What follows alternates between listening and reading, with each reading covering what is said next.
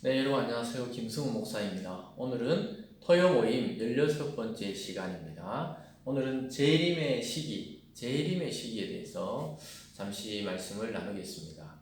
우리가 지금 쭉 이렇게 토요 모임을 영상으로 진행하면서 짧은 소주제들을 살펴보고 있습니다. 지난주에 기독교 세계관에 대해서 창조와 타락과 재창조, 구속에 대한 이야기를 했었는데요. 이것이 완성되는 시점이 바로 주님의 재림, 예수님의 재림의 시점에서 이 재창조의 사역은 완성이 됩니다. 그럼 재림의 시기는 언제 있냐 이거죠.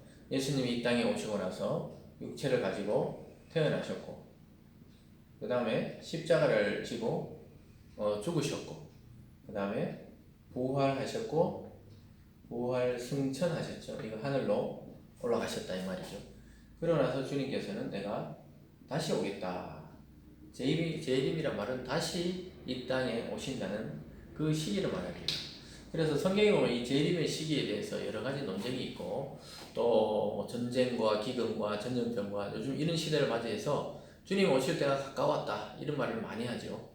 근데 실제로 이 재림의 시기와 때는 결론부터 말씀드리자면 아무도 알 수가 없습니다. 예수님께서도 그때가 언제냐고 묻는 제자들 향해서 그 때와 시기는 천사도 모르고 아들도 모르고 오직 아버지만 아신다 이렇게 대답해 주셨습니다. 이 말은 예수님이 진짜 모른단 말이 아니라 재림의 시기에 대해서는 하나님의 주권이다 이 말입니다.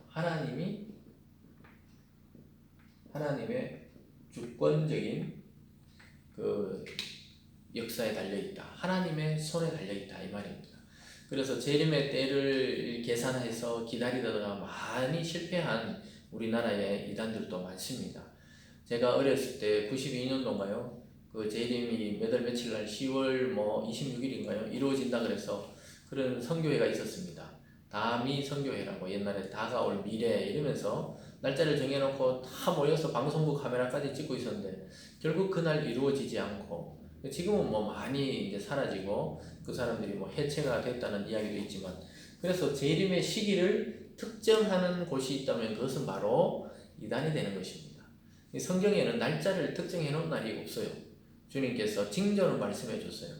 뭐가 나무 잎이 떨어지고 또 하늘이 말리고 또 이 세상에 수많은 기근과 지진과 전염병과 또 많은 말세의 현상들이 나타나는 것은 말했지만은 결국은 이 재림의 시기는 우리는 알 수 없다. 그럼 언제부터 있냐? 재림의 시기는 예수님이 부활하시고 승천하신 이후부터 주님이 올 때까지 이 전체가 사실은 이 종말의 시대입니다. 예수님이 오시고 나서 다시 오실 때 그까지 전체가 종말이에요. 말세다 이 말입니다.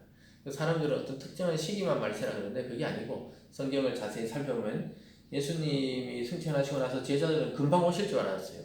왜냐 내가 금방 속히 다시 온다 그랬으니까 금방 올 줄 알았는데, 그러니까 그 예수님 이후로 10년 됐을 때나 지금 만약에 2020년 됐을 때나 이 전체 시대가 바로 종말의 시대, 주님의 재림을 기다리는 시기입니다. 물론 뒤로 갈수록 점점 더 예수님의 재림이 가까워지는 것은 맞아요. 그러나 재림의 시기와 때와 날짜와 장소를 특정할 수는 없는 것입니다. 여기서 많은 이단들이 발생하고 종말론 또는 시한부 종말론이라 그래서 거기에서 많이 몰입하다가 그 날짜가 됐을 때 안 일어나서 집단적으로 죽는다든가 또 집단적으로 어떤 광기를 발휘한다든가 이런 일들이 굉장히 많았습니다. 그래서 우리는 성경을 읽을 때 그 뜻을 완전히 해석하지 못하는 부분에 있어서는 좀 기다리고 인내하고 넘어갈 필요도 있습니다. 그래서 지난주에 창조와 타락과 구속, 이 구속의 완성은 바로 재림의 때에 이루어진다. 그래서 지금 굉장히 전염병이 많이 일어나고요. 또 메뚜기 재앙을 통해서 아프리카에서는 지금 기근이 일어나고요. 또 중국에서는 40일 가까이 되는 홍수를 통해 한 3천만 명 넘는 사람의 이재민이 발생하고 있습니다. 이런 전 지구적인 재난의 때를 맞이해서 우리는 과연 주님은 언제 오실까? 주님은 반드시 오시지만 그 때와 시기는 우리가 임의로 특정할 수 없고 날마다 주님의 오심을 기다리고 준비하는 자세로 오늘을 살아가야 한다는 것이 성경적인 해답입니다. 따라서 주님의 재림의 시기는 하나님의 주권에 달려 있어요. 그래서 그러면 현상들은 뭐냐? 현상들은 주님의 때가, 주님이 다시 오실 날이 점점 가까이 오고 있다는 것을 말씀입니다. 그러나 예수님 당시에 살아있던 그 사도들도 주님이 곧 오시는 것처럼 느꼈던 것처럼 우리가 살아가는 이 시대에도 주님이 곧 오실 것처럼 느껴지지만 그건 알 수 없어요. 이 천년도 주님 안에서는 하루같이 느껴지고 때로는 또 하루가 천년 같은 세계가 하나님의 나라라고 성경이 이야기하고 있기 때문에 우리 살아생전이 될지 아니면 우리 후대들이 될지 아니면 하나님의 시간 안에 더 긴 시간 속에서 주님이 다시 오실지는 알 수 없는 이야기입니다. 그러나 분명한 것은 이 땅을 살아가는 성도들은 날마다 종말을 맞이하는 자세로 또 이 세상에 끝이 있다는 것을 생각하는 자세로 살아야 하겠습니다. 왜냐하면 이 재림의 시기는 이 지구의 종말과 맞닿아 있기 때문입니다. 그래서 전쟁이 나고 기근이 나고 전염병이 난다고 지구가 멸망하는 게 아닙니다. 예수 그리스도가 재림해서 다시 와야 이 땅은 멸망하고 새로운 하늘과 새 땅이 생기고 믿는 자는 구원받고 믿지 않는 자는 영원한 형벌에 처해지게 되는 것입니다. 따라서 저와 여러분은 재림의 시기에 관심을 두기보다는 왜냐하면 예수님 오시기 전에 우리가 죽는다면 그것이 바로 또 주님 맞이하는 날이 되잖아요. 우리 개인적 종말이 있다는 것입니다. 우리가 만약에 오늘 죽으면 오늘 주님이 다시 오신 거랑 마찬가지죠. 제가 주님을 만나게 되는 것이니까요.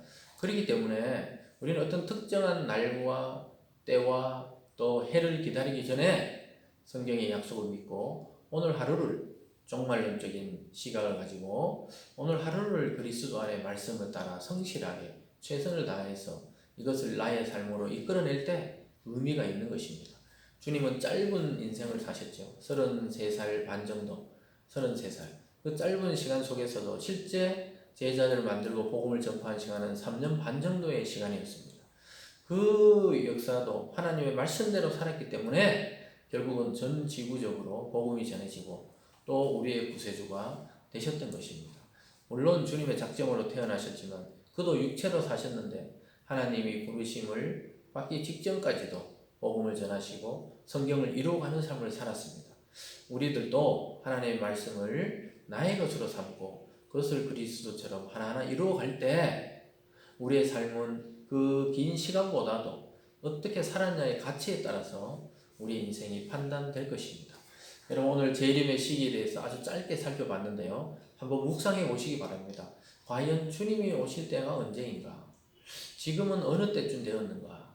또 종말은 무엇이며 또 지구가 끝나는 날 주님이 다시 온다는 것은 어떤 의미가 있고 나의 종말과 나의 죽음과 나의 끝은 또 어떻게 될 것인가? 그것을 생각하면서 오늘을 살아간다면 우리가 덜 교만하겠고 또 겸손하게 자기의 주어진 일들을 하루하루 생활해 나갈 수 있을 것입니다. 그래서 예수님은 때와 시기를 묻기 전에 우리의 삶을 돌아보라고 이야기하고 있습니다. 여러분 많은 이단들이 종말의 시기나 또 말세나 또 재림의 시기를 자기들이 계산해 가지고 어떤 사람을 또 성령이다, 재림주다, 하나님이다 이렇게 만들어내는 시대를 우리는 지금 바라보고 있습니다. 그러나 그것은 다 성경으로 비춰봤을 때 거짓입니다. 일부 맞는 이야기 있더라도 전체적으로 보면 거짓입니다. 왜냐하면 주님이 오실 때는 이 세상이 끝나는 날이기 때문입니다. 저와 여러분은 그런 미혹에 흔들리지 말고 말씀 안에서 오늘 하루를 거룩과 겸손으로 또 성실함으로 그리스도를 닮아 그리스도처럼 되기를 바라면서 살아가는 오늘 하루가 되기를 주님의 이름으로 간절히 소망합니다. 다음 시간에 또 뵙겠습니다. 감사합니다.